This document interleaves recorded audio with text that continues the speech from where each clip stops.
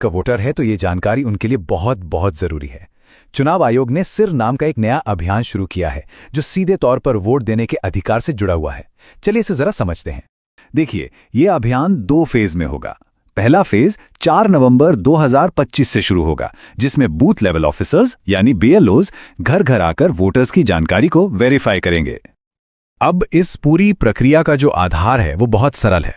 2025 की जो voter list है उसकी तुलना सीधे सीधे साल 2002 की लिस्ट से की जाएगी और इसी तुलना के आधार पर हर वोटर को ए से लेकर एफ तक 6 अलग अलग कैटेगरीज में बांटा जाएगा।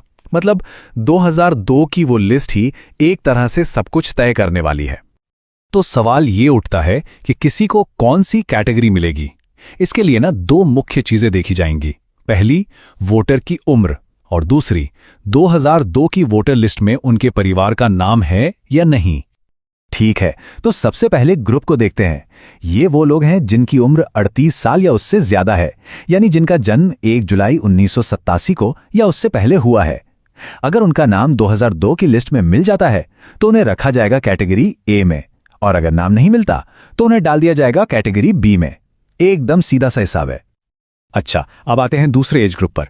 यह है 22 से 38 साल के वोटर्स, जिनका जन्म 2 जुलाई 1987 से 2 दिसंबर 2004 के बीच हुआ है। अगर इनके माता या पिता दोनों में से किसी एक का भी नाम 2002 की सूची में है तो उन्हें मिलेगी कैटेगरी सी। लेकिन अगर माता पिता दोनों में से किसी का भी नाम उस लिस्ट में नहीं है तो फिर उन्हें कैटेगरी डी में रखा जाएगा। और आखिर में बात करते हैं सबसे यंग वोटर्स की, यानी 18 से 21 साल के वोटर्स की। यहां पर नियम थोड़े और सख्त हैं। इन्हें कैटेगरी ई में आने के लिए माता और पिता दोनों का नाम 2002 की लिस्ट में होना जरूरी है। अगर एक का भी नाम नहीं मिला तो उन्हें सीधे कैटेगरी एफ में डाल दिया जाएगा। तो ये जो A B C D categories हैं, इनका आखिर मतलब क्या है? इसका जवाब मिलता है हमें दूसरे फेज में। आपकी कैटेगरी ही ये तय करेगी कि आपको अपना वोट देने का अधिकार बनाए रखने के लिए कौन से और कितने डॉक्यूमेंट्स जमा करने पड़ेंगे, और कुछ मामलों में अपना वोट देने का अधिकार बचाने के लिए इतने डॉक्यूमेंट्स तक देने पड़ सकते हैं। चलिए इस टेबल को जरा ध्यान से समझते हैं। अगर कोई कैटेगरी ए में है तो बहुत बढ़िया, उन्हें कोई प्रूफ नहीं देना होगा।